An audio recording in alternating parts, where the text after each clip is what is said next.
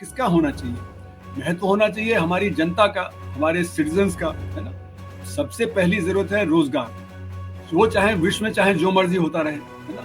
आप ये दुहाई दे रहे हैं, क्यों दे रहे हैं? क्योंकि जब बेरोज़गारी होगी तो तनख्वाह कम मिलेगी, जब तनख्वाह कम मिलेगी तो बिज़नेस का प्रॉफ़िट ज़्यादा होगा और मिडल क्लास और अपर मिडल क्लास को सस्ता नौकर मिल जाएगा। कभी कहते हैं कि जे लेट द पाई ग्रो, तो पाई तो ग्रो इतना कर गई और फिर डिवाइड नहीं कर रहे।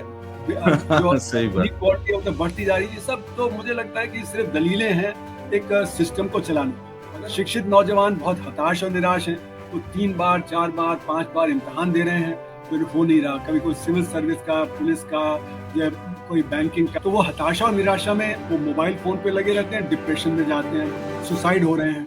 फिर वो जो ड्रग्स और ड्रिंकिंग में जा रहे हैं, क्योंकि जो हताशा निराशा से एक वही समाधान उनको नज़र आता है। पैसे हैं नहीं तो घर में छीना झपटी हो रही है, घर में वायलेंस आ गई है। तो ये जो बेरोज़गारी है, इसका असर ये हो रहा है कि हमारा परिवार पे असर पड़ रहा है। या 19 करोड़ लोग हैं जिन्होंने काम ढूँढना बंद कर दिया। तो हमारी जो परिभाषा है रोज़गार की, वो है कि अगर हफ्ते में 1 घंटे भी काम मिल जाए तो आपको रोज़गार है। पर 1 घंटे से क्या आप परिवार चला सकते हैं? नहीं चला सकते। 32 करोड़ के पास तो कोई ढंग का काम है या काम है। 28 करोड़ के पास काम है ही नहीं या ढंग का काम नहीं है। तो 32 करोड़ को सपोर्ट करना पड़ रहा है 140 करोड़। यानी एक व्यक्ति जो ढंग का काम कर रहा है उसको 4.4 लोगों को सपोर्ट करना पड़ रहा है। इसीलिए घर की परेशानी बढ़ जाती है।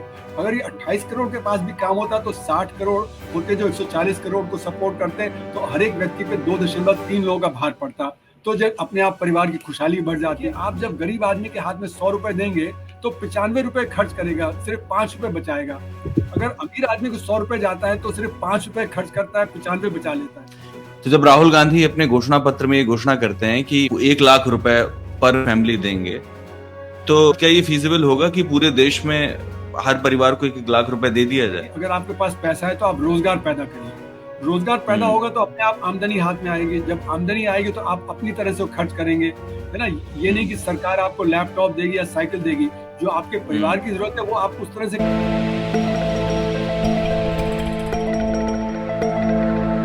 Good evening Arun sir. जी हाँ, नमस्ते। अरुण जी, मेरा सवाल भारतीय अर्थव्यवस्था को लेकर है।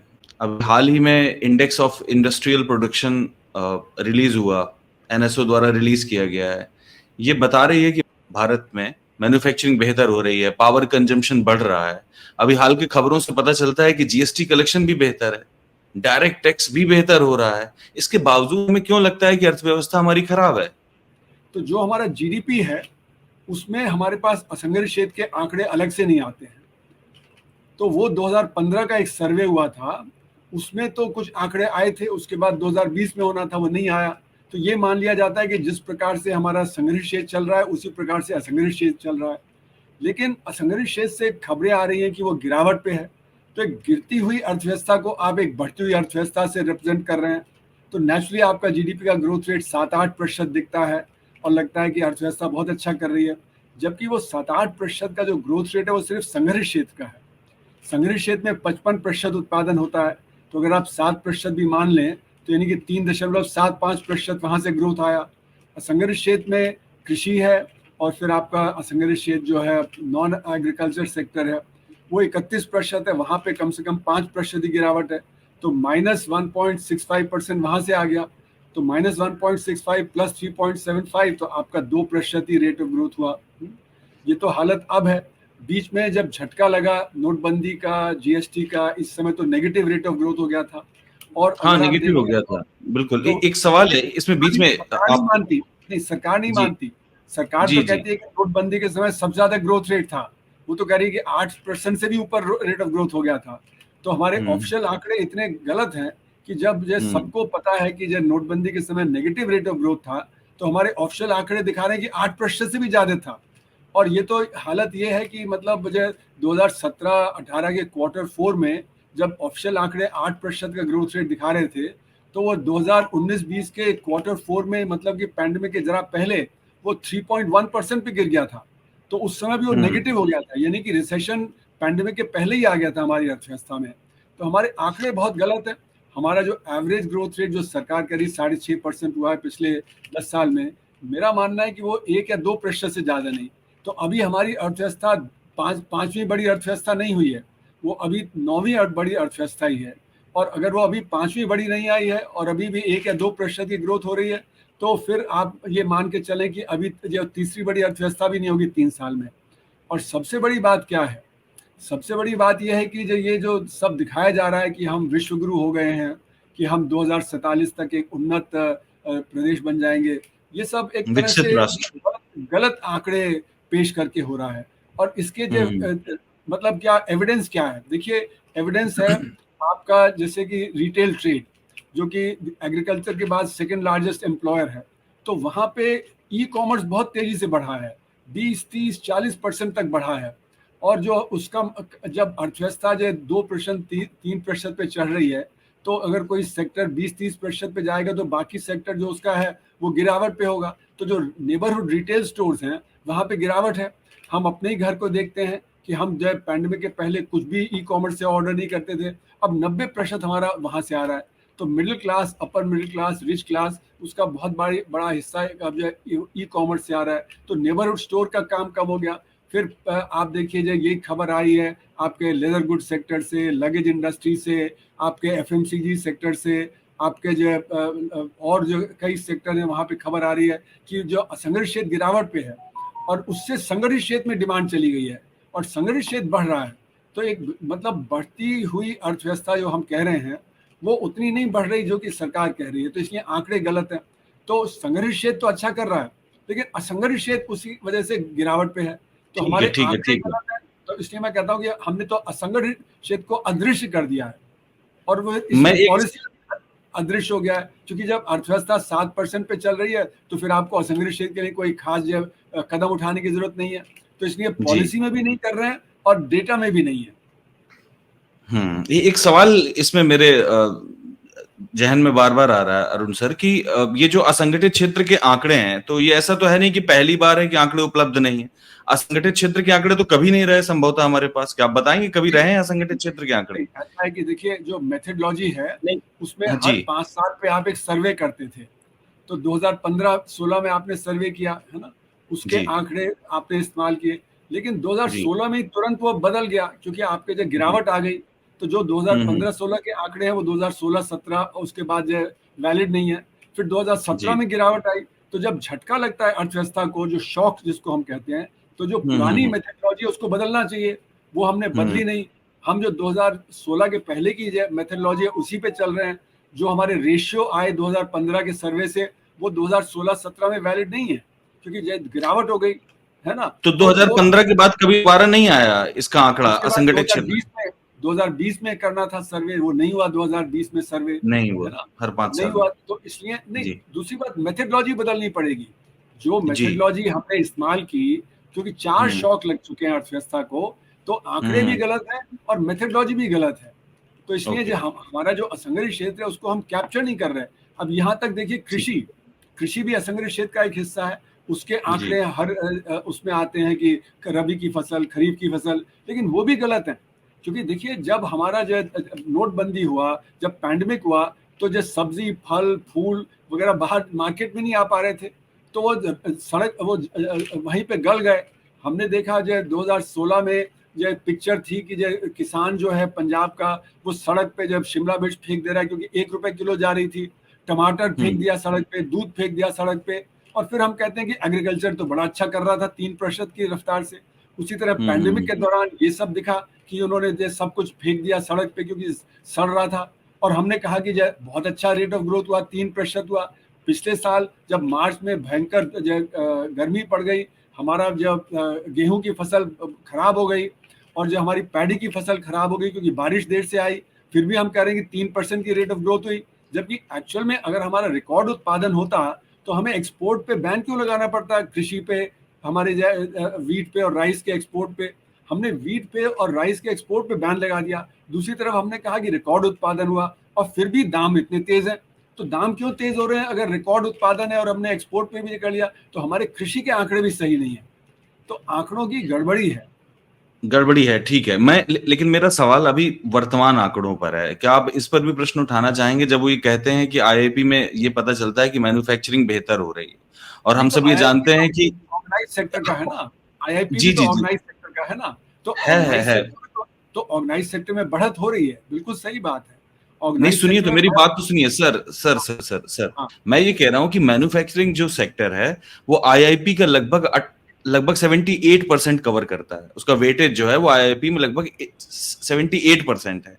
और अगर मैन्युफैक्चरिंग बढ़ रही है, इसका मतलब रोजगार बढ़ रहा है। भाई यही तो हम नहीं, समझते हैं, जो बेसिक संगठित इकोनॉमिक्स हम लोग क्षेत्र समझ। नहीं, जी संगठित क्षेत्र में बढ़ रहा है ना। और संगठित जी। क्षेत्र में जो रोजगार नहीं पैदा होता, वहां पे बहुत ज्यादा ऑटोमेशन है, मैकेनाइजेशन है। यहाँ तक कि कृषि में इतना मैकेनाइजेशन है कि कृषि में भी काम नहीं पैदा हो रहा, क्योंकि वहां पे भी हम्म हार्वेस्टर, कंबाइन, ट्रैक्टर और थ्रेशर और जो आलू हम्म खोदने की मशीन वगैरह सब इस्तेमाल हो रही है। तो कृषि में भी डिस्गाइज्ड अनएम्प्लॉयमेंट है, वहां नहीं रोजगार बढ़ रहा। और जो आपका संगठित क्षेत्र है, जैसे कि बैंकिंग ले लीजिए, है ना, तो जी बैंकिंग में 1990 में जब ये नई आर्थिक नीति लागू हुई, उस समय ऑटोमेशन बहुत कम था। तो उस समय आपको हर काम के लिए बैंक के अंदर जाना पड़ता था, है ना। अब क्या है कि आप मोबाइल फोन से अपना कर लेते हैं, जो एटीएम से पैसा निकाल लेते हैं, बैंक के अंदर जाने की जरूरत नहीं पड़ती। तो बैंकों का काम 1000 गुना बढ़ गया और वहां पे रोजगार आधा हो गया। यानी कि जो आपको 1000 गुना ज्यादा रोजगार होना चाहिए था, वो उसका आधा हो गया है। तो यानी कि 2000 गुने का फर्क पड़ गया। उसी तरह बाकी, बिल्कुल। अब जैसे कि मारुति देख लीजिए, मारुति में पहले 58 सेकंड में एक कार आती थी निकल के, आज से कोई जैसे समझिए 7-8 साल पहले।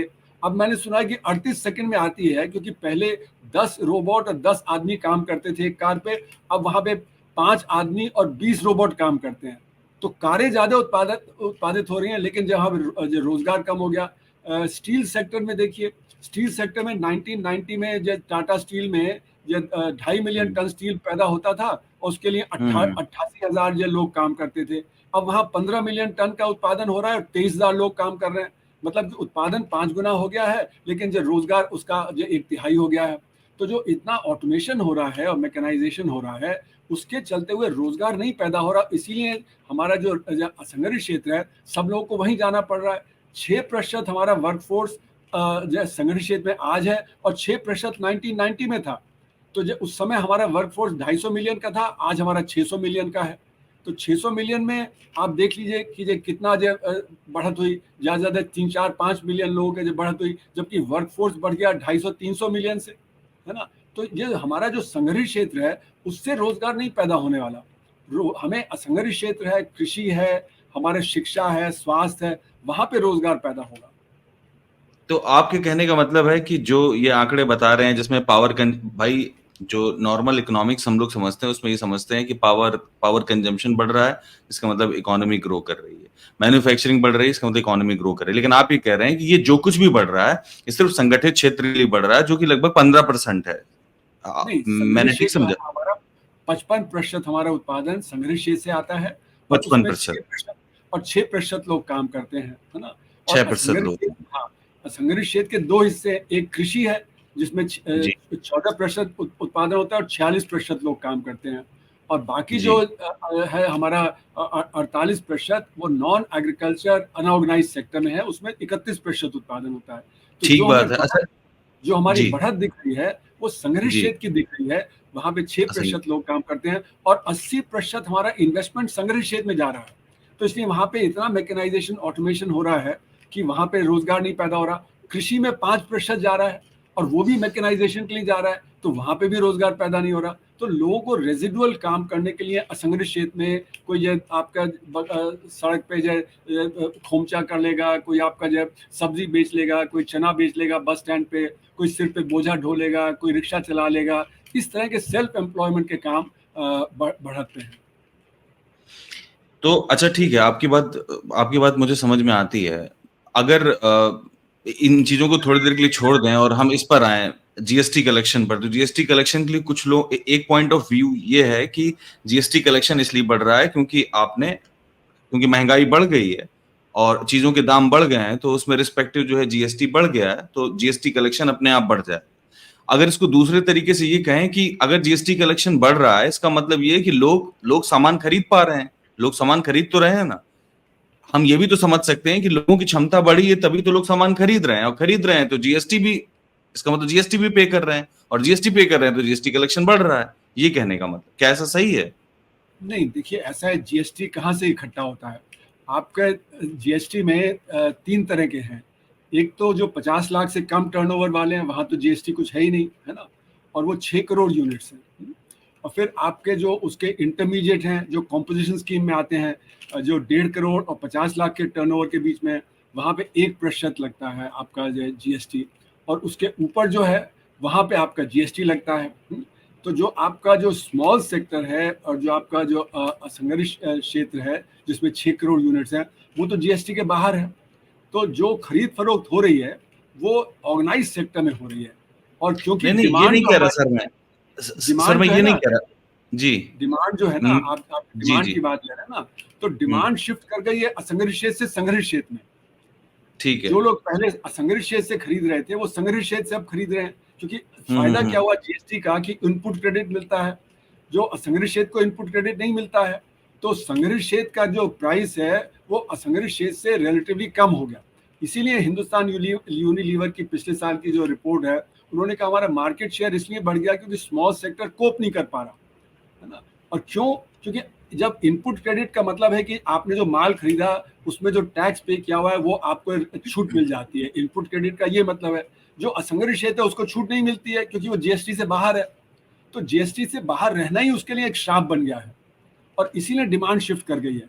तो जो खरीद फरोख्त आपको दिख रही है, इसीलिए आपका जो संगठित क्षेत्र है उसका प्रॉफिट बढ़ रहा है। लास्ट ईयर के आरबीआई के आंकड़े देख लीजिए, जब हम पैंडेमिक से निकल रहे थे, तो जो संगठित क्षेत्र के जो 2700 कंपनियों का जो आंकड़ा जो आरबीआई देता है अपने उसमें, तो वो क्या दिखा रहा था कि उनका जो सेल्स है वो 41% बढ़ा और प्रॉफिट 22% बढ़ा। जब अर्थव्यवस्था रिकवर भी नहीं की थी तो संगठित क्षेत्र में रिकवरी हो रही थी, और इसीलिए स्टॉक मार्केट बढ़ रहा था। तो स्टॉक मार्केट की बढ़त जो है वो संगठित क्षेत्र पर निर्भर करती है। स्टॉक मार्केट में एक्टिवली ट्रेडेड स्क्रिप्ट तो 1,500 ही है ना, और 6,000 बड़ी कंपनियां मानी जाती हैं। तो 6,000 बड़ी कंपनियां हैं, 6 लाख स्मॉल और मीडियम कंपनियां हैं, 6 करोड़ माइक्रो यूनिट्स हैं। ये जो 6 करोड़ माइक्रो यूनिट्स हैं और जो 6 लाख जो स्मॉल और मीडियम है, उसमें से समझिए कि 4 लाख करीब जो स्मॉल यूनिट्स हैं, वहां पे परेशानी है। वहां पे जब परचेजिंग पावर गिर गई है, इसीलिए आप देखेंगे कि लग्जरी कारों का सेल या बेटर कारों का सेल बढ़ गया है, और जो एंट्री लेवल कारों का सेल है वो नहीं बढ़ा। तो तरह तरह से सेक्टर्स में आपको दिख रहा है जो डिमांड है वो कहाँ से आ रही है। जो बेटर ऑफ, जो मतलब जो संगठित क्षेत्र में अपर मिडिल क्लास है ना, जिनका जो तनख्वाह बढ़ गई, जिनकी आमदनी बढ़ गई है ना, वहां से बढ़ रहा है। ओके, नहीं मैं ये समझ रहा था सर कि मैं मतलब आपसे ये समझना चाहता हूँ कि जैसे हम कोई भी सामान खरीदते हैं तो जीएसटी तो हम पे करते हैं ना उसमें। बिल्कुल। इसका सपोज करिए मैंने ये फोन खरीदा, ठीक है, ये हाँ मैंने फोन खरीदा तो मैंने इसमें जीएसटी पे किया। हाँ अब मैं इस जीएसटी के साथ इस फोन को खरीदने लायक हूं तभी तो मैं जीएसटी पे कर रहा हूं। अगर नहीं होता तो नहीं करता। फिर इसके बाद मैंने जो ये वाला ग्लास खरीदा और इसमें भी जीएसटी पे किया, ठीक है। मैं ये कह रहा हूं मैं जो भी सामान खरीद रहा हूं मैं उसमें जीएसटी पे कर रहा हूं। जब मेरे पास ये क्षमता है, चाहे वो संगठित हो चाहे असंगठित हो, चाहे वो गरीब हो चाहे अमीर हो, वो जीएसटी तो पे कर पा रहा है ना। ये कहने का मतलब सरकार ये काउंटर कर रही है कि जीएसटी बढ़ रहा है, इसका मतलब ये भी है कि लोग खरीद पा रहे हैं, उस महंगाई में भी खरीद पा रहे हैं। इसका मतलब उनकी परचेजिंग पावर बढ़ रही है, लोगों की परचेजिंग पावर बढ़ रही है, तभी वो खरीद पा रहे हैं और इसलिए जीएसटी बढ़ भी रहा है। तो आप ये समझते हैं कि गरीब आदमी या एक कोई सैमसंग का फोन या जो आईफोन खरीद रहा है, देखिए उसमें भी तरह तरह की चीजें होती है ना। जैसे आपने ग्लास खरीदा, वो अगर असंगठित क्षेत्र का है तो वहां पे जीएसटी नहीं लगा, है ना। पर पॉइंट ये नहीं है। देखिए पॉइंट ये है कि जो हमारा असंगठित क्षेत्र है वो कुछ ना कुछ तो खाएगा, कुछ ना कुछ करेगा, ठीक है ना। तो इसलिए वो सेल तो होगा ही, है ना। पर वो सेल होने का मतलब ये नहीं कि वो सारा का सारा संगठित क्षेत्र से आ रहा है और उस पर जीएसटी है ना। अगर हमारी अर्थव्यवस्था बहुत अच्छा करती होती तो हमारा टैक्स जीडीपी रेशियो बढ़ जाता। हमारा टैक्स टैक्स जीडीपी रेशियो है ना, तो टैक्स जीडीपी रेशियो जो हमारा आ रहा है वो कहाँ से आ रहा है? वो संगठित क्षेत्र से आ रहा है ना। तो हमारा जो जैसे डायरेक्ट टैक्स है ना, इनकम टैक्स है, जैसे कॉर्पोरेशन टैक्स है, वो तो सारा का सारा जो संगठित क्षेत्र से आता है। तो आप कल ये भी कह सकते हैं कि भाई क्योंकि लोग टैक्स दे रहे हैं, कॉर्पोरेशन टैक्स पे कर रही हैं, तो उनकी जो मतलब आमदनी तो बढ़ ही रही है। बिल्कुल बढ़ रही है उनकी आमदनी। जीएसटी भी है, वो जितना संगठित क्षेत्र से आ रहा है उस पर टैक्स लग रहा है, पर क्योंकि वहां पे जो दाम है वो उतनी तेजी से नहीं बढ़े जितना कि आपको जो हो सकता था अगर जो ये इनपुट क्रेडिट नहीं मिलता, है ना। तो इसलिए वो सेल्स तो चलता ही रहेगा, है ना। तो जब क्रय शक्ति है जिसको परचेजिंग पावर बोलते हैं, परचेजिंग पावर लिमिटेड है आज हमारे देश में, अमीर आदमियों के बीच में, मिडिल क्लास के बीच में और कुछ लोअर मिडिल क्लास के बीच में। जो गरीब तबका है उसको हम समझें कि क्या क्या है। जैसे कि दिल्ली का सोशियो इकोनॉमिक सर्वे आया था 2018 में, तो जी। दिल्ली का सोशियो इकोनॉमिक सर्वे 2018 में पैंडेमिक के पहले जो आया, वो क्या दिखाता है कि दिल्ली के 90% परिवार 25,000 रुपए से कम खर्च कर रहे थे और 98% परिवार 50,000 रुपए से कम खर्च कर रहे थे। तो इसका मतलब कि दिल्ली ईयरली, में, नहीं, मंथली, मंथली, अच्छा। मंथली, है ना। तो यानी कि मतलब कि 2% ही परिवार थे जो 50,000 रुपए प्रति माह से ज्यादा खर्च कर रहे थे, यानी 6 लाख रुपए साल से ज्यादा खर्च कर रहे थे, है ना। दो अब प्रतिशत दिल्ली की परिवार। 2%, अगर दिल्ली के देख ले प्रति व्यक्ति आय, ऑल इंडिया प्रति व्यक्ति आय से तिगनी है, तो इसको 3 से डिवाइड कर दिया ऑल इंडिया लेवल पे, तो क्या बिल्कुल। नंबर आएगा कि 90% परिवार 8,500 रुपए से कम खर्च कर रहे थे और 98% परिवार 16,500 रुपए से कम खर्च कर रहे थे एग्जैक्टली, प्रति यही माह। है से। अब आप ये समझिए कि कितनी परचेजिंग पावर होगी उनकी। और जब वर्ल्ड बैंक की पॉवर्टी लाइन क्या बताती है कि पॉवर्टी लाइन है $2.15 प्रति व्यक्ति प्रति दिन, तो 5 लोगों के परिवार को 26,000 रुपए प्रति माह चाहिए। अब लोग कहते हैं कि नहीं, ये तो जो नॉमिनल डॉलर है, इसमें तो परचेजिंग पावर में कन्वर्ट कर लीजिए। चलिए हम 3 से उसको डिवाइड कर लेते हैं, तो 3 से डिवाइड भी कर लिया तो वही 8,500 पड़ा। तो यानी कि 90% परिवार तो गरीब ही हुए, उनकी ज्यादा परचेजिंग पावर नहीं है। तो हमारी जो इकोनॉमी है वो किसके ऊपर रन कर रही है? वो हमारे रन कर रही है अमीर के ऊपर, मिडिल क्लास के ऊपर और लोअर मिडिल क्लास के ऊपर। गरीब आदमी की तो परचेजिंग पावर बहुत कम है, तो उस पर अर्थव्यवस्था नहीं चल रही। जीएसटी जो आ रहा है वो हमारे परचेज हैं, जो middle class, upper middle class, जो ऑर्गेनाइज सेक्टर, उससे जो अर्थव्यवस्था में जीएसटी आ रहा है। आप कह रहे थे 90% परिवार तो जो है हाँ, गरीबी में ही है। हाँ, जी, क्योंकि जो वर्ल्ड बैंक की जो पॉवर्टी लाइन है उसके हिसाब से अगर जी। आप चलेंगे तो हम्म। वो मतलब अगर पीपीपी टर्म में भी ले ले तो करीब 8,500 ही पड़ेगा। और दिल्ली का हाँ, सोशियो हाँ। इकोनॉमिक सर्वे वो भी यही दिखा रहा है, करीब करीब 2018 का कि 8,500। तो यानी कि 90% परिवार करीब करीब गरीबी की रेखा के आसपास ही हैं। मतलब कि जी। गरीबी की रेखा आप जो निर्धारित कर लें, तो उससे अगर 5 रुपए या 10 रुपए प्रतिदिन ज्यादा कमाई है तो वो, इसका मतलब ये नहीं कि वो अमीर हो जाता है, वो फिर भी गरीब है। तो अति गरीब की परिभाषा और है, गरीब की परिभाषा और है, लोअर मिडिल क्लास की अलग है, मिडिल क्लास की अलग है ना। तो हमारी अर्थव्यवस्था में ज्यादातर लोग गरीब ही हैं, तो इसलिए उनकी परचेजिंग पावर ज्यादा नहीं है। जो परचेजिंग पावर है वो आप ये कह सकते हैं कि अमीर आदमी के, अपर मिडिल क्लास और कुछ लोअर मिडिल क्लास के पास है। तो ये जो जीएसटी कलेक्शन आ रहा है और ये जो डायरेक्ट टैक्स का कलेक्शन आ रहा है, पावर कंजम्पशन बढ़ रहा है, मैन्युफैक्चरिंग बढ़ रही है, तो बेसिकली ये संगठित क्षेत्र की वजह से बढ़ रही है और अपर मिडिल क्लास की वजह से बढ़ रही है और अपर क्लास की वजह से बढ़ रही है। इसमें लोअर क्लास कहीं एग्जिस्ट नहीं करता है। ये बात इसमें तो सही है सर? गरीब नहीं आता। लोअर मिडिल जी। क्लास का कंजम्पशन जरूर रहेगा, जो मतलब जैसे शहरों वगैरह में है, पर बहुत हाँ, कम हाँ, उनका हाँ। जो है कंजम्पशन है। जैसे कि मैं बता रहा था कि दिल्ली का सोशियो इकोनॉमिक सर्वे दिखा रहा है कि करीब करीब 90% परिवार तो गरीबी की रेखा के आसपास ही है ना। तो जो ये हम्म। 10% जो बाकी बचा, वहीं से आपका हम्म। आ रहा है, उसमें भी मतलब इसमें एक चीज और जोड़नी चाहिए कि काले धन की अर्थव्यवस्था जो है वो 3% लोगों में केंद्रित है। काले धन की अर्थव्यवस्था के चलते ही आपको जो ये मॉल्स वगैरह में और बड़ी बड़ी कारें और ये सब दिखती हैं, क्योंकि जो परचेजिंग पावर है वो काले धन की अर्थव्यवस्था से जो अमीर आदमी है उसकी बहुत ज्यादा बढ़ जाती है, क्योंकि काले धन की अर्थव्यवस्था 3% लोगों में केंद्रित है, तो वो बेतहाशा खर्च कर सकते हैं। तो 3% हम्म। जो है हमारा देश, 3% का मतलब हुआ 140 करोड़ में कि करीब हो गए 3%, कितने हो गए फिर करीब 42 मिलियन। हाँ, 42 42 मिलियन, में। है ना। तो जो 42 मिलियन है, इसका मतलब है कि 42 मिलियन एक यूरोपियन कंट्री जैसा है ना। तो एक गरीब देश में एक यूरोपियन कंट्री बसा हुआ है, जिसकी परचेजिंग पावर है। तो वो जो आपको दिख रहा है, बड़ी बड़ी कारें, बड़े बड़े टेलीविजन वगैरह, वो इनका कंजम्पशन दिख रहा है। वैसे नहीं तो आम जनता तो गरीब है। जो हमारा मिडिल क्लास भी है वो यूरोप के मिडिल क्लास जैसा नहीं है, क्योंकि उसकी जो परचेजिंग पावर है बहुत कम है। हमारा टैक्सेशन अगर आप देख लीजिए, टैक्सेशन हमारा 7.5 लाख रुपए पे टैक्स देना पड़ता है इस साल, है ना। तो 7.5 लाख का मतलब हुआ कितना आपका, कि आपका 55,000 रुपए के करीब प्रति माह की आमदनी होगी। तो कितने लोगों की 55,000 रुपए की आमदनी है, उससे ऊपर की आमदनी है?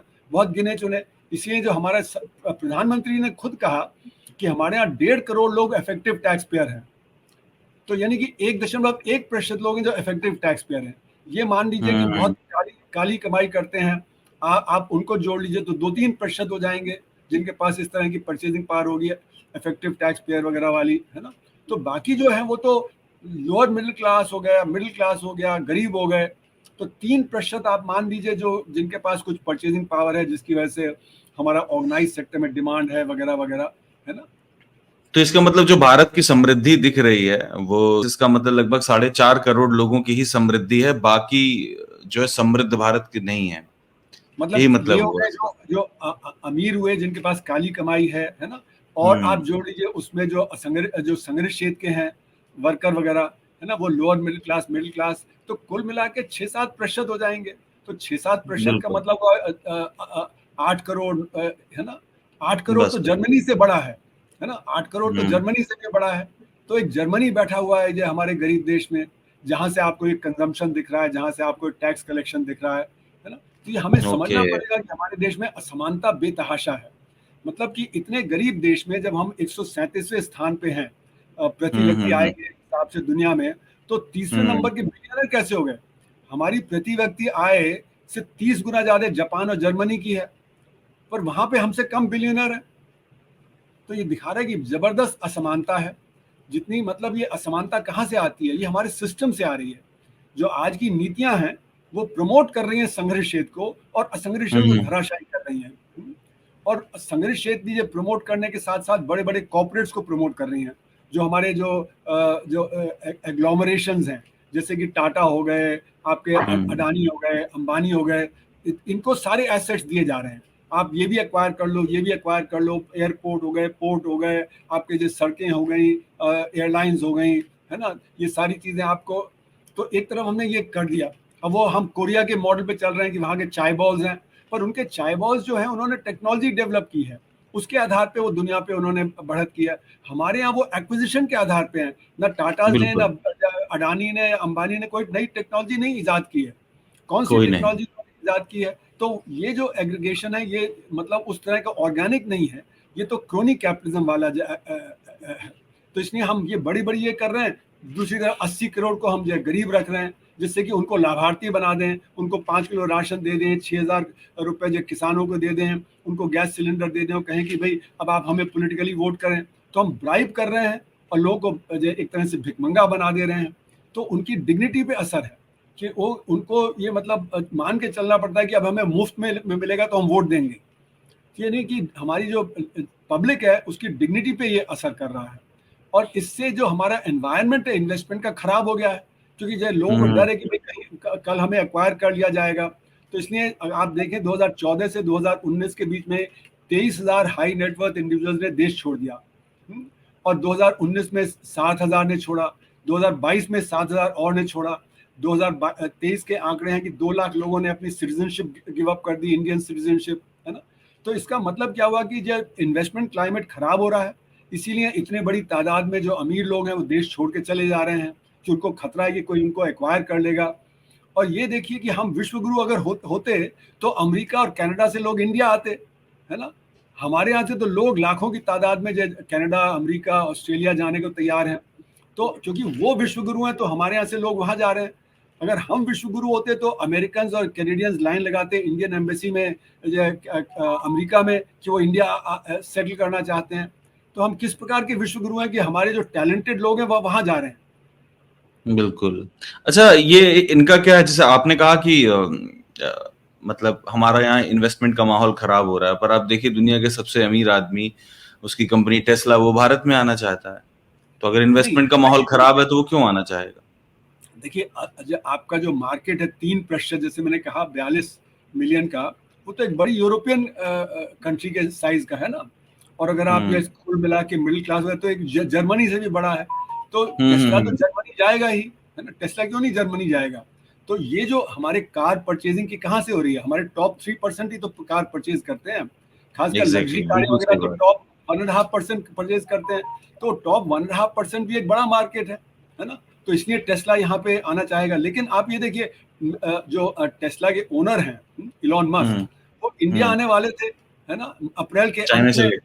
वो चाइना चले गए, चाइना। यहाँ का कैंसिल कर दिया, क्योंकि चाइना का मार्केट हमसे 5 गुना बड़ा है ना।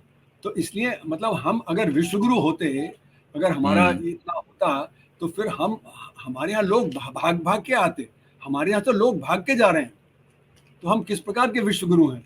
अच्छा, टेक्नोलॉजी में देख लीजिए, हम चाइना से, मतलब चाइना हमारा दुश्मन है, क्योंकि वो हमारे इस समय देश में उसने काफ़ी कब्जा कर लिया है लैंड को, ठीक है। हम उनसे ट्रेड कम करना चाह रहे हैं, लेकिन ट्रेड बढ़ता चला जा रहा है, क्योंकि हम उनसे लटाई और पतंग और मांझा और गणेश की मूर्ति भी खरीद रहे हैं, और हाई एंड पे हम वहाँ पे इलेक्ट्रॉनिक्स गुड्स और जो है ऑटोमोबाइल कंपोनेंट्स और एपीआई भी ले रहे हैं। तो टेक्नोलॉजी में वो हमसे बहुत आगे निकल गए हैं। हम और तो बैलेंस ऑफ टेक्नोलॉजी, ट्रेड भी और बैलेंस ऑफ ट्रेड भी चाइना के पक्ष में है। इसीलिए $100 बिलियन का जो ट्रेड डेफिसिट है हमारा उनसे, है ना, हम उनको $100 बिलियन की मदद पहुंचा रहे हैं। वजह क्या है? हमने टेक्नोलॉजी में प्रोग्रेस नहीं किया है। अगर टेक्नोलॉजी में प्रोग्रेस नहीं करेंगे तो हमारा LCA एयरक्राफ्ट जो हम 1988 से बना रहे हैं वो आज तक फुल्ली पावर्ड नहीं है। G404 इंजन इस्तेमाल कर रहे हैं जो 1993 से हम इस्तेमाल कर रहे हैं, जो 1980 की टेक्नोलॉजी है। अब हमें G414 दे रहे हैं अमेरिकन, क्योंकि उन्होंने और ज्यादा डेवलप कर लिया है। G414 जो 1994-95 की टेक्नोलॉजी है, वो भी 30 साल पुरानी टेक्नोलॉजी दे रहे हैं, और हम उस पर खुश हो रहे हैं कि हमें तो जो G414 मिल रहा है ना। तो हमारी परेशानी क्या है? टेक्नोलॉजी नहीं है, क्योंकि हम 0.7% GDP का टेक्नोलॉजी पे खर्च करते हैं। चाइना 3% करता है, अमेरिका 3% करता है, साउथ कोरिया ज्यादा करता है, इसराइल 5% करता है, और चीन की अर्थव्यवस्था हमसे 5 गुनी बड़ी है। तो चीन हमसे 20 गुना ज्यादा R&D में खर्च कर रहा है, इसीलिए दुनिया का मैन्युफैक्चरिंग हब बन गया। अमेरिका हमसे 50 गुना ज्यादा R&D में खर्च कर रहा है, तो इसलिए वो लीडर है टेक्नोलॉजी में। हम बढ़ा नहीं रहे, और उसके बढ़ाने के लिए हमें हायर एजुकेशन में बढ़ाना पड़ेगा, उसके लिए हमें स्कूल एजुकेशन ठीक करनी पड़ेगी। एसर की रिपोर्ट आ रही है 2005 से कि हमारे जो आधे बच्चे गांव के स्कूलों में वो 5वीं जमात में तीसरी जमात दूसरी जमात की पढ़ाई लिखाई और गणित नहीं कर पाते। अभी एसर की रिपोर्ट आई कि 40% बच्चे 14 से 18 की उम्र के बीच के वो तीसरी जमात की पढ़ाई लिखाई और गणित नहीं कर पाते, वो ड्रॉप आउट कर जाते हैं और मीनियल जॉब कर सकते हैं, वो कोई स्किल जॉब नहीं कर सकते। तो हमारे यहाँ देखिए, एक तरफ एम्प्लॉयमेंट नहीं है, दूसरी तरफ पढ़ाई नहीं है। तो हमारे यहाँ जैसे यूपी में जब पियोन के काम निकले थे 360, तो उसके लिए 385 PhDs ने अप्लाई किया, 2 लाख BTech MTech ने अप्लाई किया, 23 लाख लोगों ने अप्लाई किया। अभी पुलिस की भर्ती के लिए आपने देखा किस प्रकार से जो लाखों बच्चों ने 40,000 जॉब के लिए किया, और वो फिर एग्जाम कैंसिल हो गया। तो मतलब हमारे यहाँ शिक्षा का हाल बुरा है, और बिना अच्छी शिक्षा के हम वर्ल्ड लीडर नहीं बन सकते। शिक्षा पे हम कटौती कर देते हैं, और प्राइवेट जो उसमें जो बढ़त हो रही है, प्राइवेट इंस्टीट्यूशन बढ़ते जा रहे हैं, उसकी वजह से करप्शन बढ़ रहा है, पेपर लीकेज और ये सारी चीजें हो रही हैं। तो हमने, मतलब जो हमें करना चाहिए उन्नत देश बनने के लिए, वो हम नहीं कर पा रहे हैं। आप 2 सवाल उठा रहे हैं। एक तो बोल रहे हैं टेक्नोलॉजी नहीं है हमारे पास और हम उसको विकसित भी नहीं कर पा रहे हैं, और दूसरी बात बेरोजगारी भी बढ़ती जा रही है और शिक्षा भी नहीं। अच्छा, ये सोचिए कि बेरोजगारी तो एक वैश्विक समस्या है, ग्लोबल प्रॉब्लम है। दुनिया का लगभग हर देश इस समस्या से जूझ रहा है, यूरोपीय देश भी जूझ रहे हैं। कुछ ऊपर नीचे हर बार होता रहता है, पर मोटा मोटा समझा जाए तो पूरा विश्व जो है बेरोजगारी की समस्या से जूझ रहा है। ऑटोमेशन हकीकत है, फ्यूचर की हकीकत है, बहुत ज्यादा हो भी रहा है और आने वाले समय में और भी ज्यादा होने वाला है। तो ऐसे में सिर्फ भारत को कोसना कितना उचित है कि हम अनप्रेसिडेंटेड बेरोजगारी से गुजर रहे हैं?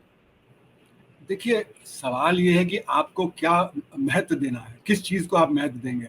व्यक्ति को महत्व देंगे या उत्पादन को महत्व देंगे, है ना? महत्व किसका होना चाहिए? महत्व होना चाहिए हमारी जनता का, हमारे सिटीजन्स का, है ना। सबसे पहली जरूरत है रोजगार, वो चाहे विश्व में चाहे जो मर्जी होता रहे, है ना।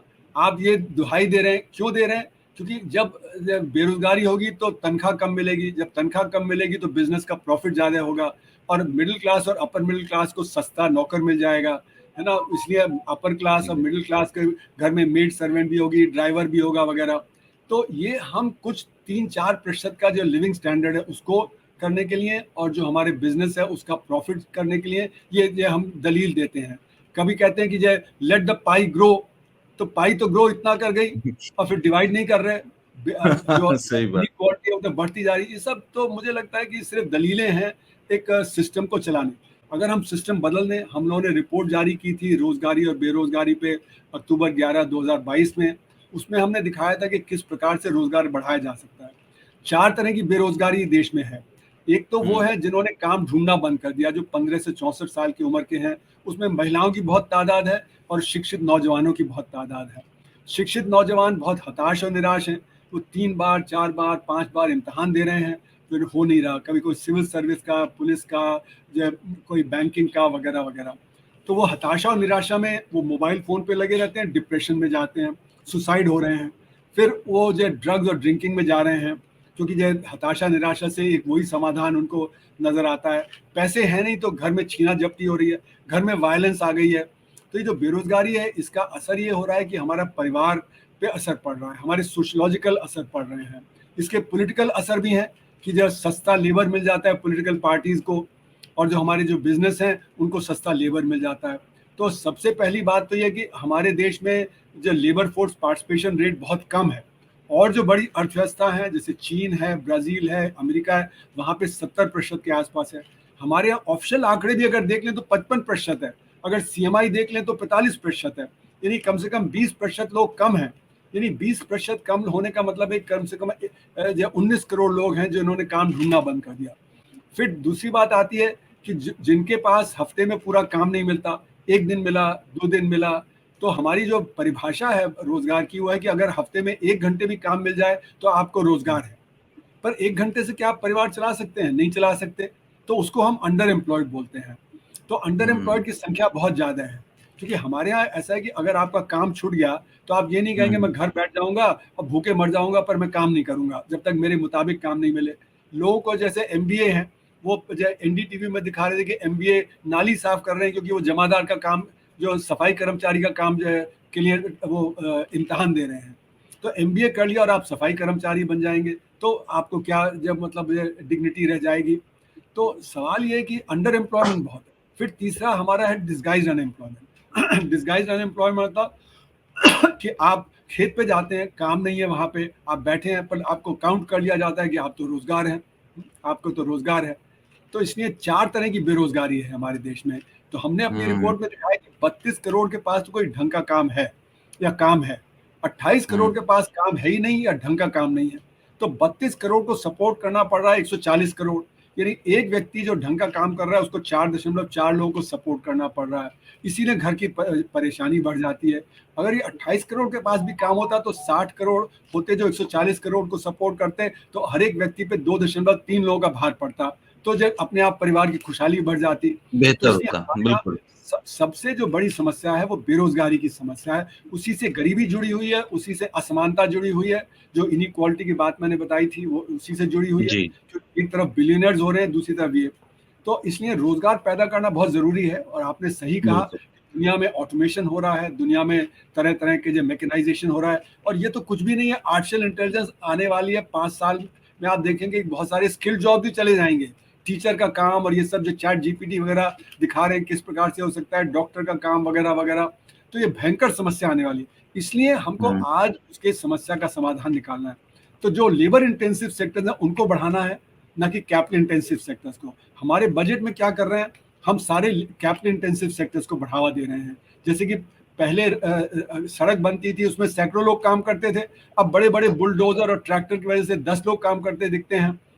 तो हमको वो बात तो सही नहीं सर, बीच में आपको रोकना पड़ेगा जी। लोकल इकोनॉमी को बढ़ाना है, ना कि जब ऑर्गेनाइज सेक्टर की इकोनॉमी को।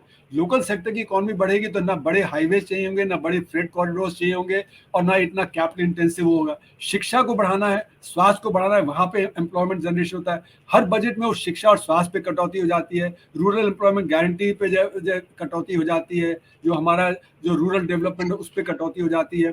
तो हमारी जो नीतियां हैं वो गलत है। नीतिगत जो हमारे ढांचा क्रिएट करना चाहिए था उस हम नहीं चाहते। हम चाहते हैं कि बेरोजगारी बनी रहे, जिससे कि लेबर सस्ता रहे। ये हमारी समस्या है। पर ये तो बड़ी पैराडॉक्सिकल बात है ना सर। एक तरफ हम ये चाहते हैं कि टेक्नोलॉजी बढ़े, दूसरी तरफ हम कह रहे हैं कि लेबर इंटेंसिव जॉब बढ़े। आप ये तो सोचिए कि फ्यूचर में लेबर इंटेंसिव जॉब कैसे बनेंगी। हम तो बहुत पीछे चले जाएंगे ना। ऑटोमेशन हम अपने यहाँ कर नहीं पाएंगे तो हम तो दुनिया में बहुत पीछे चले जाएंगे। नहीं, देखिए अलग अलग सेक्टर्स में अलग अलग तरह की टेक्नोलॉजी वगैरह की जरूरत होती है ना, जिसको हमने कहते हैं अप्रोप्रिएट मिक्स ऑफ टेक्नोलॉजी, है ना। तो टेक्नोलॉजी को हमें सोशली रेलेवेंट तरीके से जो करना चाहिए, सोशली रिस्पॉन्सिबल तरीके से। अभी हम इनडिस्क्रिमिनेट कर रहे हैं। अभी हम इनडिस्क्रिमिनेटली सिर्फ संघर्ष क्षेत्र की तरफ ध्यान दे रहे हैं, असंगठित क्षेत्र की ध्यान नहीं तरफ। हम असंगठित क्षेत्र की तरफ ध्यान दें, संघर्ष क्षेत्र तो अपने आप संभाल लेगा अपने आप को। तो संगठित क्षेत्र में जो टेक्नोलॉजी की जरूरत है वो अपने आप करते रहेंगे। हम शिक्षा पे दें ध्यान, हम स्वास्थ्य पे दें, हम माइक्रो सेक्टर पे ध्यान दें। जो माइक्रो सेक्टर की परेशानियां हैं, जैसे कि चीन ने किया, वहां पे विलेज इंडस्ट्री को उन्होंने 20-30% के ग्रोथ रेट पे जो सन 80 के दशक में किया, तो इंडस्ट्रियलाइजेशन हुआ। हम भी माइक्रो सेक्टर को जबरदस्त ध्यान दें। उनकी 3 समस्याएं हैं, उन तीनों समस्याओं का समाधान निकालें। क्या समस्याएं हैं? मार्केटिंग है, टेक्नोलॉजी है, क्रेडिट है। तो उनके कोऑपरेटिव्स बना दें। जैसे कि अगर भदोही है तो वहाँ कारपेट इंडस्ट्री का कोऑपरेटिव बना दें, अलीगढ़ है तो वहाँ पे ब्रास का कर दें, खुर्जा है तो वहाँ पे सिरामिक से कर दें। अगर किया तो है ना सर, किया तो है, सब कुछ तो कर रखा है उन्होंने, वन डिस्ट्रिक्ट वन प्रोडक्ट कर रखा है, ये तो ऑलरेडी चल रहा है। कहाँ हो रखा है? ये तो कहने की बातें है ना। हम कहने को तो बहुत अच्छी बातें कहते हैं, हम तो स्किल डेवलपमेंट कर रहे हैं, लेकिन स्किल डेवलपमेंट का प्रोग्राम काम नहीं कर पा रहा। हम कहते हैं कि हमने जो वो सिटीज को जो टेक्नोलॉजिकली डेवलप कर देंगे, स्मार्ट सिटी बना देंगे, वो भी नहीं हुआ। तो हम अनाउंस बहुत सारी चीजें कर देते हैं, लेकिन एक्चुअल ग्राउंड पे कितना हो रहा है ये देखना चाहिए ना। जब वो ग्राउंड पे होगा तो हमारा माइक्रो सेक्टर अच्छा करेगा। जब माइक्रो सेक्टर अच्छा करेगा, शिक्षा अच्छी हम देंगे सबको, हम स्वास्थ्य पे ध्यान देंगे। अमर्त्य सेन ने एक आर्टिकल लिखा था 85-86 में, कंपेयर किया उन्होंने कि जो 1947 में साउथ कोरिया, इंडिया, चाइना, ये सब एक ही लेवल पे थे गरीबी के और जो बेरोजगारी वगैरह पे, ये लोग आगे चले गए और हम जो नहीं आगे इतना बढ़ पाए। तो उन्होंने 1965 तक सारे बच्चों को स्कूल में कर दिया और अच्छी एजुकेशन दी, अच्छी हेल्थ दिया। तो उन्होंने कहा ये एजुकेशन और हेल्थ से लेबर प्रोडक्टिव हुआ और इसीलिए उन्होंने डेवलप किया। हमारे यहाँ वो आज तक नहीं हुआ। हमारे यहाँ अभी भी 20-30 मिलियन चाइल्ड लेबर है। कहने को हमने 100% जो वो एनरोलमेंट किया है, लेकिन बहुत सारा चाइल्ड लेबर अभी भी है। अभी हेल्थ का आपने देखा पैंडेमिक के दौरान क्या हाल है। तो हमारे यहाँ हेल्थ की सिचुएशन ऐसी है, गरीब आदमी की प्रोडक्टिविटी कैसे बढ़ेगी जब वो इतना उसके पेट में केंचुए रहेंगे, उसके जब स्वास्थ्य ठीक नहीं रहेगा तो कैसे ज़्यादा प्रोडक्टिव रहेगा। वर्कर हमारे बहुत मतलब मेहनत करते हैं कड़ी धूप में वगैरह, पर इतनी मेहनत नहीं कर पाते जैसे कि और देशों में कर पाते हैं, क्योंकि हमने वो स्वास्थ्य पे ध्यान नहीं दिया। तो हमारी जो नीतियां हैं वो सही नहीं रही हैं। हमने टॉप डाउन अप्रोच अप्लाई किया, ना कि गांधी ने जैसे कहा था bottom up approach. Bottom up approach में हम नीचे से डेवलप करते, गांव से वगैरह वगैरह, तो हम आज बहुत आगे निकल गए होते, है ना। तो अभी भी बॉटम अप अप्रोच से हम अगले 10 साल में बहुत तेजी से आगे बढ़ सकते हैं। क्योंकि देखिए, आप जब गरीब आदमी के हाथ में 100 रुपए देंगे तो 95 रुपए खर्च करेगा, सिर्फ 5 रुपए बचाएगा। तो वो अपने बीवी के लिए कोई ब्लाउज ले लेगा, अपने लिए कोई चप्पल ले लेगा, बच्चे के लिए स्कूल का बैग ले लेगा, किचन में एक कटोरी खरीद लेगा। अगर अमीर आदमी को 100 रुपए जाता है तो सिर्फ 5 रुपए खर्च करता है, 95 बचा लेता है, तो डिमांड कम हो जाती है। तो डिमांड बढ़ानी बहुत जरूरी है, क्योंकि इस समय हमारे यहाँ डिमांड कम है, इसलिए हमारे जो ऑर्गेनाइज सेक्टर की ग्रोथ भी कम रहती है और माइक्रो सेक्टर की तो और भी जो घटती जा रही है। तो इसलिए हमें डिमांड साइड नीतियां चाहिए, है ना, कि किस प्रकार से हम रोजगार बढ़ाएं, किस प्रकार से लोगों की खुशहाली बढ़ाएं। तो ये हम प्रॉब्लम को डील कर सकते हैं। तो टेक्नोलॉजी का जो सवाल आपने उठाया, टेक्नोलॉजी को हमें सोशली रिस्पॉन्सिबल वे में इंट्रोड्यूस करना चाहिए और ये नहीं कहना चाहिए कि वहाँ ये हो रहा है, वहाँ ये हो रहा है तो हम वो कर लेंगे। हमको अपना रास्ता खुद अख्तियार करना पड़ेगा। अगर हम कॉपी करते रहेंगे, एक समय कहा जाता था कि बॉम्बे को शंघाई की तरह होना चाहिए, आज तक बॉम्बे शंघाई की तरह नहीं हो पाया, 25 साल हो गए। तो ये बॉम्बे बॉम्बे है, शंघाई शंघाई है। हमें जेएनयू में कहा जाता था कि JNU should be like Harvard and Cambridge. तो ओरिजिनलिटी को कॉपी करने से आप ओरिजिनल थोड़े हो जाएंगे, आप तो कॉपियर रहेंगे, है ना। तो it's a contradiction in terms कि आप ओरिजिनल को कॉपी करें। तो हम JNU has to be JNU, Cambridge has to be Cambridge, Harvard has to be Harvard. Copy करना छोड़ देना चाहिए। आपको लगता नहीं है कि ग्लोबलाइजेशन के दौर पर ये जो बाउंड्रीज हैं ये काफी सेट गई हैं और बहुत महीन होती जा रही हैं, अब इतना आसान नहीं है? आप कॉपी तो ना करें, आप अपना ओरिजिनल तो करें। चाइना ने अपना ओरिजिनल वो करके आज उनकी यूनिवर्सिटीज टॉप 10 में आ गई हैं, क्योंकि उन्होंने तवज्जो दिया एजुकेशन पे, R&D पे। उन्होंने क्योंकि उन्होंने कहा कि हमें इंडिपेंडेंट होना है। सिर्फ 10,000 15,000 हम IIT IIM से अच्छे बच्चे निकाल लें, उससे हम दुनिया में जो विश्व गुरु नहीं हो जाएंगे। तो जब राहुल गांधी अपने घोषणा पत्र में ये घोषणा करते हैं कि वो 1 लाख रुपए पर फैमिली देंगे, जो पुअर फैमिली है उसको 1 लाख रुपए देंगे, तो क्या ये सही कदम है? पहली बात। दूसरी बात, क्या ये फीजिबल होगा कि पूरे देश में हर परिवार को 1 लाख रुपए दे दिया जाए? ये संभव हो पाएगा? और इसको इस कंटेक्स्ट में देखना जरूरी है जिसमें निर्मला सीतारमन जी कह रही हैं कि ये रॉबिनहुड पॉलिटिक्स है, रॉबिनहुड अर्थव्यवस्था है, ये अब काम नहीं करेगी आज के दौर में। देखिए, जब तक हमारे यहाँ गरीबी है तब तक गरीब की तरफ जो इनकम ट्रांसफर करनी पड़ेगी, है ना, वहाँ पे आपको जो रोजगार पैदा करना पड़ेगा। तो सबसे बड़ी चीज़ है कि अगर आपके पास पैसा है तो आप रोजगार पैदा करिए। रोजगार पैदा होगा तो अपने आप आमदनी हाथ में आएगी, जब आमदनी आएगी तो आप अपनी तरह से खर्च करेंगे, है ना। ये नहीं कि सरकार आपको लैपटॉप देगी या साइकिल देगी, जो आपके परिवार की जरूरत है वो आप उस तरह से खर्च करेंगे।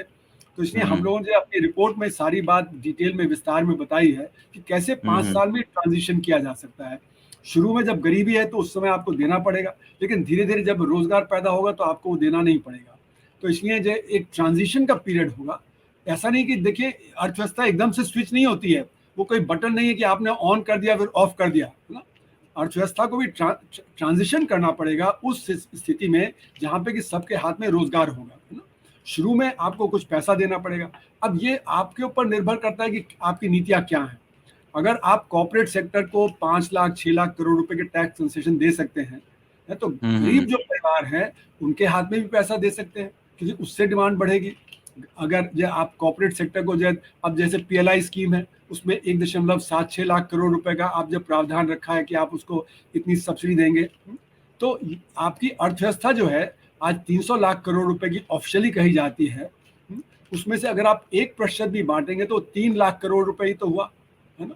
तो कोई ऐसा नहीं कि बहुत ज्यादा रिसोर्सेज की आपको जरूरत पड़ेगी अगर गरीब के हाथ में आपको परचेजिंग पावर देनी है शुरू में। तो आप वहां पे अगर 3 लाख 4 लाख करोड़ रुपए देंगे, आप जो अपने एम्प्लॉयमेंट जनरेशन को सुदृढ़ बनाएंगे, शिक्षा पे, स्वास्थ्य पे, माइक्रो सेक्टर के जो बढ़ा के जो एग्रीकल्चर में आप बढ़त करेंगे, अगर जब मिनिमम सपोर्ट प्राइस देंगे सारे क्रॉप्स में, तो इन सब से ट्रांसफॉर्मेशन होना शुरू हो जाएगा। अभी जो गलत नीतियां हैं, जैसे कि मैंने बताया कि हमारे बजट में 11.11 लाख करोड़ रुपए हम कैपिटल आइटम्स पे खर्च करने का प्रावधान रखा है, और वो ज्यादातर जो पैसा है वो सिर्फ कैपिटल इंटेंसिव सेक्टर में जा रहा है, और जो लेबर इंटेंसिव है उसको कटौती कर रहे हैं। तो मैं कहूंगा कि हम तो लेबर इंटेंसिव सेक्टर में ज्यादा बढ़त करेंगे और कैपिटल इंटेंसिव सेक्टर में बढ़त नहीं करेंगे। वो तो ऑर्गेनाइज सेक्टर खुद अपने आप मैनेज कर लेगा। जब डिमांड बढ़ेगी, उसका प्रॉफिट बढ़ेगा, तो अपने आप ही वो जो रिसोर्सेज निकाल लेगा। तो उनकी मदद करना इतना जरूरी नहीं है जितना कि मदद करना लेबर इंटेंसिव सेक्टर्स को मदद करना। गांव में जाइए, गांव में इंफ्रास्ट्रक्चर नहीं है, शहर और गांव के बीच का अंतर बहुत बढ़ गया है। गांव में आप इन्वेस्ट करेंगे तो लोग पलायन करके शहर में नहीं आएंगे, और शहर में नहीं आएंगे तो शहर में जब महंगा बहुत पड़ता है, अगर दिल्ली में आपको स्कूल लगाना है तो 15-20 करोड़ रुपए चाहिए, गांव में लगाना है तो 50 लाख। तो जितने में आप एक स्कूल शहर में लगाएंगे उतने में आप 20 गाँव में लगा देंगे। उसी तरह जब ट्रैफिक कम होगा शहरों में तो इतने बड़े बड़े हाईवेज और फ्लाईओवर्स और जो एयरपोर्ट्स और मेट्रो की जरूरत नहीं पड़ेगी।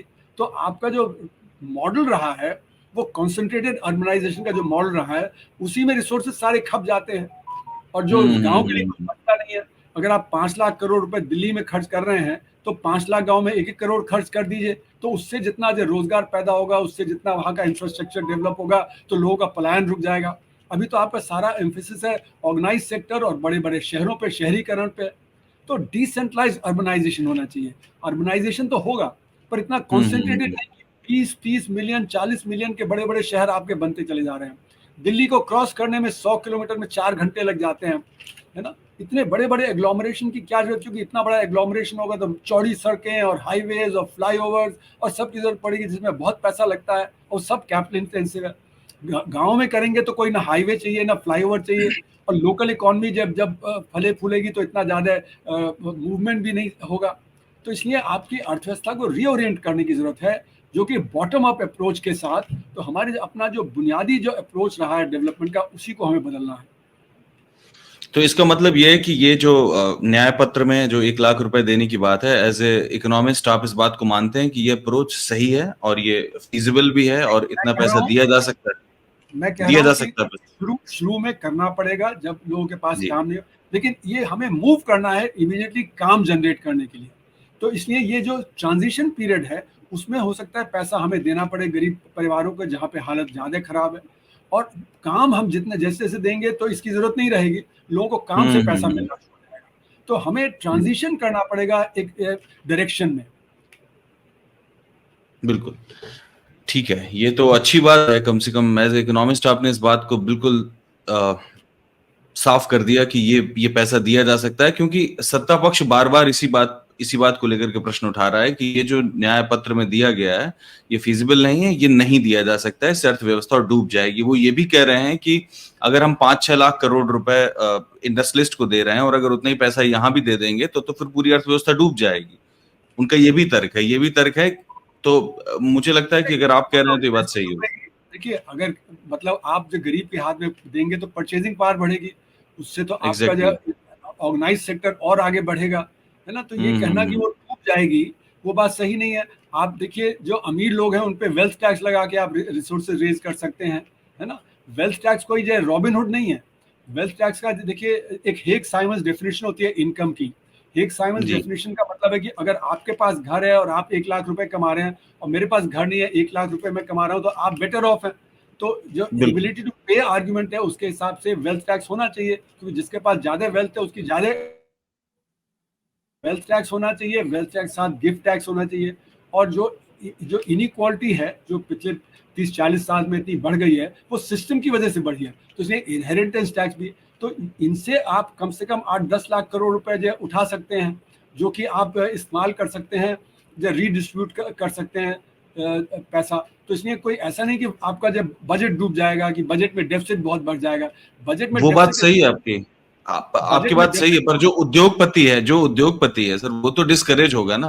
आप ये तो सोचिए कि वो डिस्करेज नहीं होगा। नहीं डिस्करेज होगा, क्योंकि उसकी डिमांड बढ़ जाएगी, उसका प्रॉफिट बढ़ जाएगा। देखिए, प्रॉफिट 2 तरह से कमाया जाता है। आप मार्जिन बहुत हाई रख लें लेकिन वॉल्यूम कम रखें, है ना। दूसरा, मार्जिन कम हो, वॉल्यूम ज्यादा हो, तो आप ज्यादा, तो वॉल्यूम ज्यादा होगा और प्रॉफिट मार्जिन कम होगी, तो भी आप उससे ज्यादा प्रॉफिट कमा लेंगे जितना पहले कमा रहे थे, है ना। अब चीन है, वो सस्ता माल दुनिया में सप्लाई कर रहा है, तो क्या उसका प्रॉफिट वहां कम हो गया है? उसका वॉल्यूम इतना ज्यादा बढ़ गया कि वो और भी ज्यादा प्रॉफिट कमा रहा है ना। तो इसलिए हमें फ्रॉग इन द वेल की नहीं सोचना चाहिए कि हम फ्रॉग इन द वेल है, कि बस यही ठीक है। हम जब अगर बाहर की दुनिया को देखें बड़ी तक पे, और ये तो देखिए अभी वॉरेन बुफे ने कहा, जॉर्ज सोरोस ने कहा कि कैपिटलिज्म सर्वाइव नहीं कर सकता जब तक ये रिच ज्यादा टैक्स नहीं पे करेगा। जब वॉरेन बुफे ने कहा कि मेरी सेक्रेटरी तो $1 लाख कमाती है, मैं $1 बिलियन कमाता हूँ, उसका टैक्स रेट मुझसे बहुत ज्यादा है। बाइडेन ने अभी कहा कि 45 कंपनियां जो बड़ी बड़ी कंपनियां हैं वो टैक्स नहीं पे करती हैं, और जो मतलब वो एक टीचर और एक फायर फाइटर से भी कम टैक्स रेट पे करती हैं।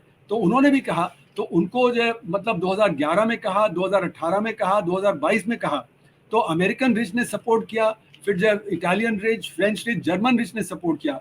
मैंने हिंदू में आर्टिकल लिखा 2012 में कि what about the Indian rich. Indian rich नहीं देना चाहते, जबकि एक्चुअल में समस्या उनकी भी कम हो जाएगी जब डिमांड बढ़ जाएगी। जब डिमांड बढ़ेगी तो उनकी भी जो मतलब जो अभी उनकी भी ग्रोथ बढ़ेगी। अगर हमारी अर्थव्यवस्था तेजी से बढ़ती जाएगी, जो अभी 2% पे बढ़ रही है, वो असल में 7-8% पे बढ़ने लगेगी, तो आप समझिए कि कितना ज्यादा उनकी डिमांड बढ़ेगी और कितना ज्यादा उनका प्रॉफिट कमाया जाएगा। तो ये जो जीरो सम गेम नहीं है, ये जीरो सम गेम मान लेते हैं कि हमको ज्यादा टैक्स हमने दिया तो हमारी जो आमदनी कम हो जाएगी, पर जब आपकी डिमांड बढ़ जाएगी तो आपका प्रॉफिट और ज्यादा बढ़ जाएगा, उससे कम नहीं होगा। तो इसलिए जीरो सम गेम नहीं सोचना चाहिए, हमें सोचना चाहिए कि पॉजिटिव सम गेम क्रिएट करने के लिए हमें इक्विटी, हमें जो कम गैर बराबरी, और हमें जो लोअर लेवल पे परचेजिंग पावर, ये बहुत ज़रूरी है। तो नहीं तो जो अमीर है वहाँ के, अच्छा एक और भी चीज़ मुझे ध्यान आई कि जब हेनरी फोर्ड, जब उन्होंने मॉडल टी कार को फर्स्ट मास प्रोड्यूस किया, तो उन्होंने कहा कि जब तक मेरा वर्कर इसको नहीं खरीदेगा तो मेरे जो मास प्रोड्यूस करके क्या करूँगा। तो मास प्रोडक्शन तो तभी अच्छा है जबकि मेरा वर्कर की परचेजिंग पावर हो, तो वो मेरी कार खरीदेगा। अगर सिर्फ अमीर खरीदेगा तो कुछ ही कारों की जरूरत पड़ेगी। तो इसलिए मार्केट को बढ़ाना ये एक बहुत ही अहम चीज़ है, और मार्केट को बढ़ा के अपना ग्रोथ बढ़ाना वो बहुत अच्छा रहेगा। ये सही है। ठीक है सर, बातचीत के लिए बहुत बहुत शुक्रिया सर। वेलकम।